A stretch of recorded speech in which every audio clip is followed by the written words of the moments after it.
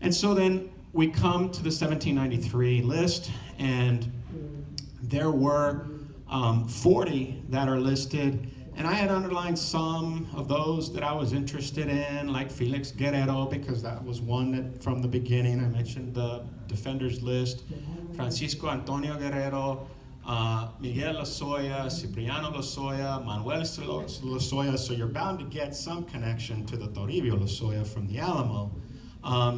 That's where the genealogist, that you are the expert in all this family connecting the dots. Pablo Flores, Lorenzo Ramos, and Lorenzo Ramos, it's interesting that Carmela Ferrer couldn't be here, but in getting to speak with her and go visit the Carmen Church, they had their 200th anniversary celebration last year, that she mentions having been a descendant from Los Adayes, and in addition to others who are Bejareños, and sure enough, that name does show up on the rolls. And because the first thing I ask is, what's your maiden name? Ramos. And it's so easy in the United States to just go by your married last name, but so easy to forget that in Spanish you have both last names. And I thought, well, great, then I'm really out of luck because, you know, I mean, the Galan side, okay, but my mother's side, like, Rodriguez, Martinez, Peña, was like, oh, Chihuahua, you're going to be related to everybody. You'll see Cepeda that is listed there, and others. But anyway, to keep the story moving, we can see the Louisiana Purchase, the United States master narrative of the American West. St. Louis is huge with Lewis and Clark, but nobody ever talks about Freeman Custis expedition that went west. They ran into a Spanish fort, or the Spanish forces that stopped them, because Thomas Jefferson believed the Rio Grande was the western limits of the Louisiana Territory. Based upon LaSalle, based upon the French continued to believe that it was the Rio Grande, the western edge of the Louisiana Territory, but the Spanish said no. And notice where it goes through. It's right there at Los Adayes. And that's where they end up doing the neutral ground. And so the people who are living there, they're not supposed to be. But what if you were already living there? You're being told that you have to leave again, you have to behave yourself, and you can only trade with the Spanish, or you can only trade with so-and-so. It's like no wonder, like when it dawned on me yesterday listening to Dr. Carolina Castillo-Krim, like, you know, querido, hijido, you know, it's like always being jailed. Fernando, get in trouble with the law. It's like you don't know which law you're following. And things are changing, the borders. And so this was an important event in which the United States and Spain almost went to war. But there was a negotiation at the local level with the commander from Nacogdoches and the commander from the United States agreeing basically not to fight each other. But we have books also that talk about another major event, and that is this one that just came out. I reviewed this one for a history journal, and it's like, dang, you end up realizing Joaquin Arredondo wanted to be just like his father, Nicolas, who was a viceroy in South America.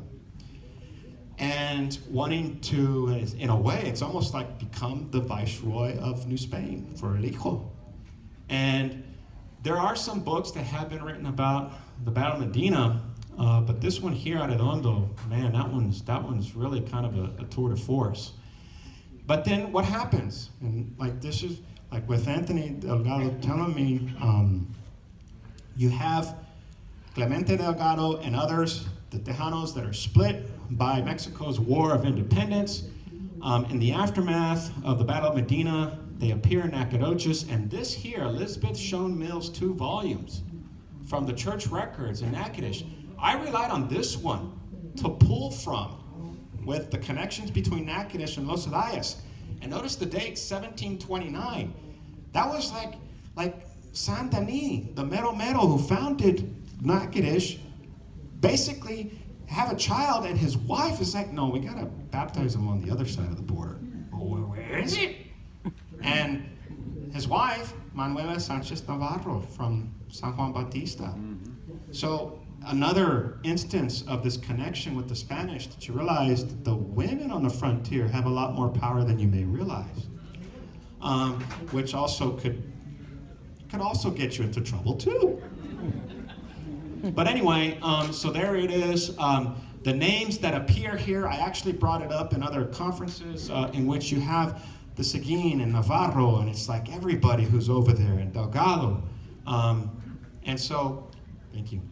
We have then the secession that establishes the Sabine border as the boundary. This also involved West Florida, and basically then the border that it continues to change. And we have other sources about the Mexican era. Tijerina, who's just a great historian, and just wonderful to get to know his own story of having served in Vietnam and going to do Tejano history at the University of Texas at Austin, and then basically tell him there is no such thing. It was the same thing that Antonia Castañeda said too when she was in Stanford and wanted to do Latina history, and they tell her, well, there is no such a thing. Well, they became the trailblazers, if you will. And there are books on the Texas Revolution, but not as we think in terms of what academia have done, except we have had this one here that provides a lot of information that you have certainly turned to. Viva Texas, A Revolution Remembered, the Alamo Remembered. And so then, in conclusion, so why is it then, with so much more that has been done, that the entry for Jose Maria Guerrero still says biographical information unavailable? Los Adayas, I would argue then, is that missing link to help fill in that story of many Tejanos, just as you have that missing link with the lower Rio Grande Valley, because what a lot of people don't realize is the lower Rio Grande Valley in the colonial period was not part of Texas. It was the Provincia de Nuevo Santander. After Mexican independence, becomes the state of Tamaulipas. And that it runs all the way up to Laredo, even though you can't really include Laredo in the Lower Grande Valley anymore, and it was part of the original settlements.